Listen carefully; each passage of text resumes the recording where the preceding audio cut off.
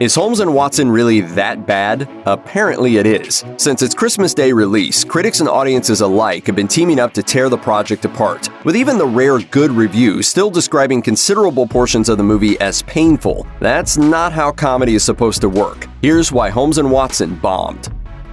Whatever excitement there was for Holmes and Watson was mostly due to the presence of its two lead actors, John C. Reilly and Will Ferrell. The comedic duo first came together in a big way for the 2006 country-fried comedy Talladega Nights, the Ballad of Ricky Bobby, a send-up of NASCAR and Southern-style culture that brought in over $162 million at the global box office, and gifted pop culture with quotes that have withstood the test of time.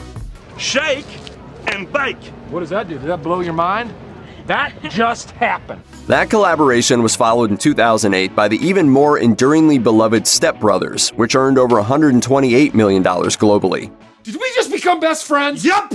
Though Reilly and Ferrell haven't gotten any less funny over the years, their appeal as a comedic duo managed to fail them with Holmes and Watson. A week after its release, the movie had only earned around $24 million against an estimated budget of at least $42 million. Not exactly the sign of a successful reunion. Amazing. Notoriously low review scores weren't the only bad press Holmes and Watson received during its rollout. The day after its theatrical release, Deadline reported that the people responsible for Holmes and Watson had actually tried to prevent the movie from having a theatrical release at all. Instead, executives tried to pass it off to Netflix in an effort to contain the damage, an offer which Netflix obviously refused. Reporter Anthony D'Alessandro wrote, "Test scores for Holmes and Watson were so bad that Sony tried unloading the movie to Netflix, but the streamer wouldn't buy it." It's important to keep in mind that Netflix is the streaming platform responsible for The Ridiculous Six, a movie that has been consistent in its 0% rating on Rotten Tomatoes.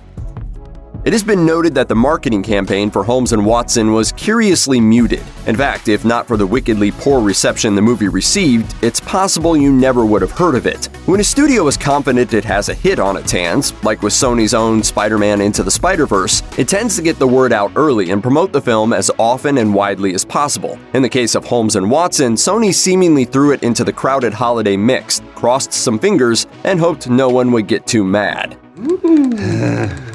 I'm quite sure this is a good idea. This is wonderful.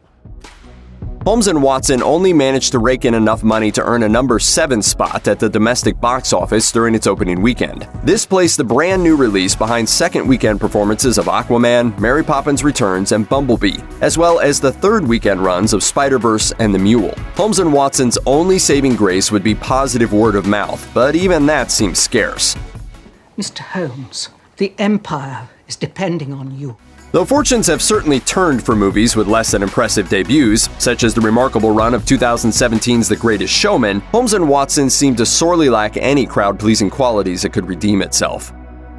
In short, Holmes and Watson failed at the box office because it was a failure of a film. Simply put, the so-called comedy couldn't ignite the same passionate response as previous collaborations between its capable leads, resulting in an inability to attract audiences in the middle of a crowded holiday season. The broad critical consensus is that Holmes and Watson is just not worth seeing, even for curiosity's sake. At its best, Holmes and Watson is on the same level of quality as some of those cut-for-time Saturday Night Live sketches, the kind that didn't make it into the actual live broadcast for good reason. The detective work here is simply elementary.